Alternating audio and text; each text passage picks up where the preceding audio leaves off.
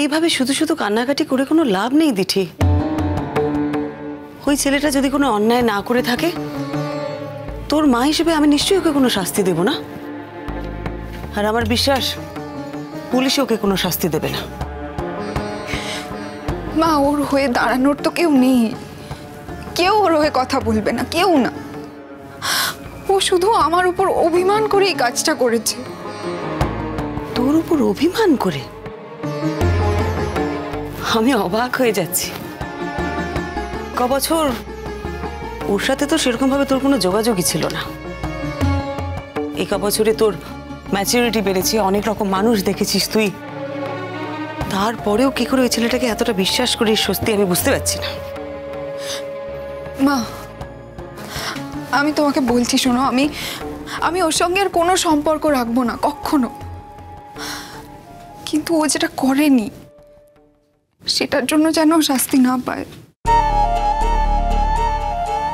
ও যদি কোনো অন্যায় না করে থাকে ও শাস্তি পাবে না, এটাই স্বাভাবিক। আর ওর সাথে আমার কি কথা হয়েছিল সেটা তোর মনে আছে তো? কি বলেছিলাম আমি? ও আমাকে খুন করার জন্যে এসেছিল, আমাকে গাড়িতে তুলেছিল মারবার জন্যে। সব কথাই তো বলেছি। তোর কি মনে হয় বলতো আমি তোকে মিথ্যা কথা বলেছি? না মা, তুমি কেন আমাকে মিথ্যে কথা বলবে? মা, হয়তো ও তোমাকে পুরোটা খুলে বলেনি। তুমি যেখানে ছিলে সেখানে থাকলে হয়তো তুমি মরে যেতে পারতে, তাই হয়তো তোমাকে বাঁচিয়েছে। এত হয়তোর উপর না আমি ঠিক ভরসা করতে পারছি না দিঠি।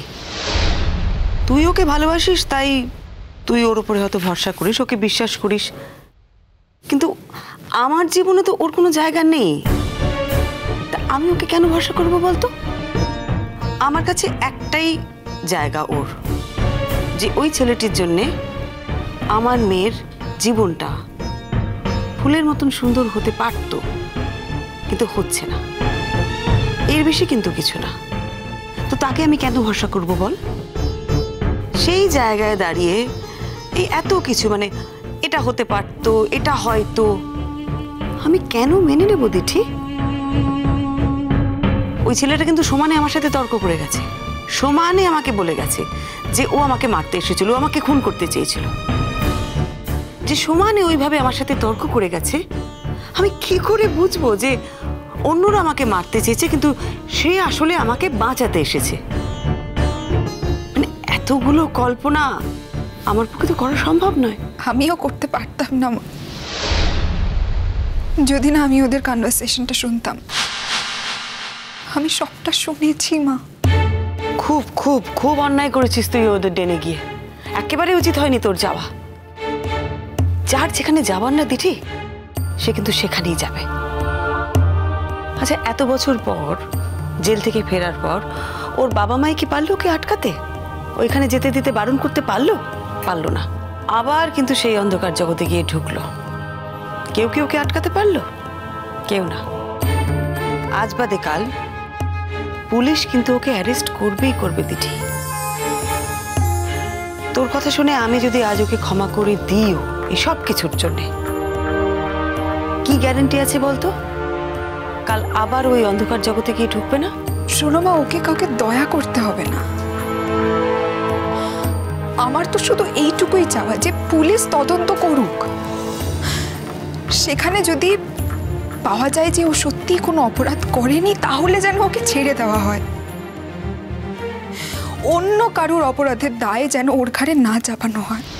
না না, অবশ্যই অন্যের অপরাধের দায় যাতে ওর ঘাড়ে না পড়ে সেটা আমি দেখব, কিন্তু পুলিশ কি সিদ্ধান্ত নেবে সেটা তো আমি ঠিক করব না। না, পুলিশ কিভাবে কি করবে সেটা তো তাদের ব্যাপার। তারা তো আমার কথা শুনে কিছু করবে না। আর পুলিশ নিশ্চয়ই বায়াসড হয়ে কোনো কিছু করবে না। একবার যদি কারোর গায়ে অপরাধীর তকমা পড়ে যায়, কেউ তাকে তখন আর নিরপরাধী বলে ভাবতে পারে না মা। এটা আমার একটা লড়াই ছিল। আমি দেখতে চেয়েছিলাম একটা মানুষ সমাজের মূল স্রোতে ফিরে আসতে পারে কিনা।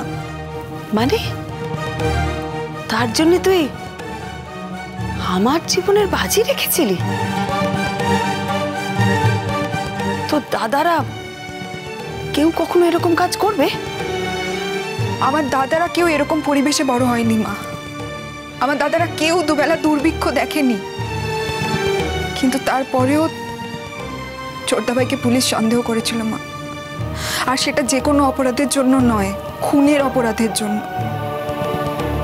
তুমি একটা কথা বলো তো মা, যদি সেদিন ঠিক সময় সংকল্পদা না আসতো তাহলে আজকে ছোটদাভাইয়ের জায়গাটা কোথায় থাকতো? তুমি নিজে একজন ভুক্তভোগী মা, তোমার সন্তানের ক্ষেত্রেও এরম ঘটেছে। আজ তুমি সব ভুলে যাচ্ছ। আমি কিচ্ছু ভুলিনি দিঠি, কিচ্ছু ভুলিনি আমি।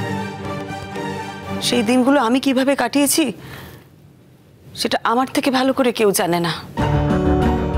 আর একটা কথা শোন, তোর ছোটদা ভাই না সত্যি সত্যি কাউকে কিডন্যাপ করে নিয়ে যায়নি, কিন্তু যে ছেলেটা আমার মেয়েকে কিডন্যাপ করে নিয়ে গেছিল তাকে আমি ক্ষমা করি কি করে? তার প্রতি আমি সহানুভূতিশীল হই কি করে? মা আমি তো তোমাকে সবটা বলেছি মা। হ্যাঁ সব বলেছিস, কিন্তু তার মধ্যে কতটা আমি বিশ্বাস করব কতটা আমি করব না সেটা কিন্তু আমার ব্যাপার। সে ব্যাপারে কিন্তু তুই আমাকে জোর করতে পারিস না দিঠি। আমি হেরে গেলাম মা, আমি হেরে গেলাম। আমি ওকে কথা দিয়েছিলাম ওকে একটা সুন্দর জীবন উপহার দেব। দেখো মা, ও আমার সঙ্গে সম্পর্ক রাখবে না বলেই তোমাকে পর্যন্ত ফোন করে বলেছে যে ওখানে যাতে আমাকে আর যেতে দেওয়া না হয়। ও কখনো চায়নি যে আমার জীবনে জুড়ে বসতে। ও জানতো আমাদের জীবনের গতিপথ একদম আলাদা। ও জানতো আমাদের পরিবেশ, আমাদের মানসিকতা সবটা আলাদা। আর তাই যখন ওকে আমি অ্যাকিউজ করেছি, ও তখন আমাকে বলেছে আমি জানতাম এরকম একটা দিন আসবে। আমি জানতাম তোমার প্রশ্নের মুখোমুখি আমাকে একদিন দাঁড়াতে হবে। আজ তুমি আমাকে সন্দেহ করছো তোমার মায়ের কিডন্যাপিং এর জন্য, কিন্তু তোমাদের সমাজের কোনো ছেলে হলে তুমি এটা কখনো করতে পারতে না, এরকম ভাবতে পারতে না। তোমার সঙ্গে আমার সামাজিক দূরত্ব এতটাই বেশি, সেই জন্য তুমি আজ এই কথাগুলো ভাবতে পারছো। আমি প্রথম থেকে মিলিয়ে দেখেছি মা, ও সাংঘাতিক অভিমানে সাংঘাতিক আঘাত এই কাজটা করেছে। আমি তো নিজের কানে শুনে এসেছি যে ওই বিবেক বলে লোকটিরও কৃতদাস হয়ে থাকবে বাকি সারাটা জীবন। এরপর থেকে ওই লোকটি ওকে যা যা কাজ করতে বলবে ও সেই সব কাজ করবে। আমি না একদমই কথাটা মানতে পারছি না। কেউ যদি অন্ধকার জগতে যেতে না চায়, জোর করে কেউ তাকে সেখানে নিয়ে যেতে পারে? অসম্ভব, হতেই পারে না। আরে আমার ব্যাপারটাই দেখ না, যদি সত্যিই ও আমাকে বাঁচাতে চাইতো ও পুলিশের কাছে গিয়ে বলতো। ওর ওখানে যাবার কি দরকার ছিল? সাধারণ বুদ্ধিতে কি বলে বল? হ্যাঁ পারতো, পারতো, একদমই পারতো, কিন্তু সেই মুহূর্তে হয়তো ওর মনে হয়েছিল যে কেউ ওর কথা বিশ্বাসই করবে না, সেই জন্য ও যায়নি। কিন্তু একটা কথা তো সত্যি মা, ওর জন্য তুমি তোমার জীবনটা ফিরে পেয়েছো। এটা তুমি না স্বীকার করলেও আমি কিন্তু মন থেকে মেনে নিচ্ছি। তুই কি বলতে চাইছিস বলতো? আমি কিচ্ছু বলতে চাইছি না, কিচ্ছু না। আমি শুধু বলছি তোমরা ওকে ক্ষমা করো। ও তোমাদের জীবনের চারপাশে আর কখনো আসবে না মা। এই কথাটা তো শুনছি তখন থেকে। আর কি করবি তুই বল, কি করতে চাস? মা আমি ওর জীবনের ত্রিসীমানায় আর কোনোদিন যাব না।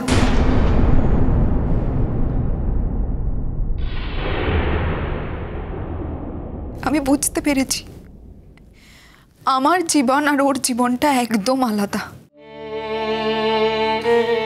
ও যদি কোনোদিন সমাজের মূল স্রোতে ফিরেও আসে, তাও ওর অতীতের পরিচয়টাই বড় হয়ে থাকবে।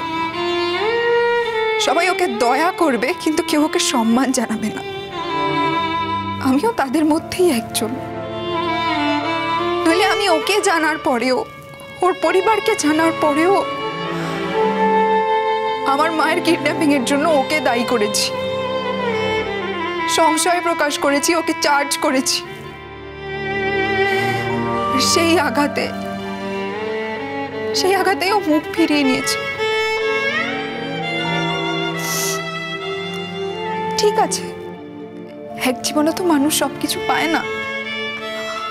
আমি না হয় আমার ভালোবাসার মানুষটাকে পাবো না, আমি আর কখনো চাইবো না ওর কাছে যেতে। শুধু তার বিনিময়ে তোমরা ওকে ছেড়ে দাও মা, প্লিজ। না মানে আমরা কি করব? আমি কি করব দিঠি? ওকে ছেড়ে দেবার ক্ষমতা কিন্তু আমার হাতে নেই। যেটা পুলিশ ঠিক করবে সেটাই হবে, আমি কিন্তু কিচ্ছু করতে পারবো না এই ব্যাপারে। তুমি শুধু এই কথাটা একবার বলতে পারবে না মা, যে ও তোমাকে শেষ পর্যন্ত বাঁচিয়ে দিয়েছে? দিঠি আমি বানিয়ে কোনো কথা বলতে পারবো না। যেটা সত্যি সেটাই আমি বলবো।